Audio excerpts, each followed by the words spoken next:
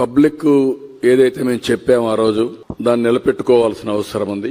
అదే మరిగా అభివృద్ధి కూడా ప్యారల్ గా తీసుకెళ్లాలి. అందుకే అభివృద్ధికి నిధుల కొరత లేకుండా అనేకమైనటువంటి వినూత్న కార్యక్రమాలు ఆలోచిస్తున్నాం. ఈ రోజు పీపీపీ మోడల్స్ ఉన్నాయి. ప్రపంచం మొత్తం ఫాలో అయ్యేది పీపీపీ మోడల్సే ఫాలో అవుతున్నారు. ఒక ఎయిర్పోర్ట్, ఒక పోర్ట్, ఒక రోడ్, ఒక టెలికాం, ఒక పవర్, ఒక కాలేజ్, అన్నిట్లో. దీనివల్ల రెండు విధాల లాభం ఏంటంటే సంపద సృష్టించబడుతుంది, ప్రజలకు మెరుగైన వస్తువులు వస్తాయి, ప్రభుత్వానికి ఆదాయం పెరుగుతుంది, పెరిగిన ఆదాయాన్ని మళ్లీ సంక్షేమ కార్యక్రమాలు ఖర్చు పెట్టే పరిస్థితి వస్తుంది. అందుకే ఒకప్పుడు ఈజ్ ఆఫ్ డూయింగ్ బిజినెస్ అన్నాం, ఇప్పుడు స్పీడ్ ఆఫ్ డూయింగ్ బిజినెస్ గురించి మాట్లాడుతున్నాం.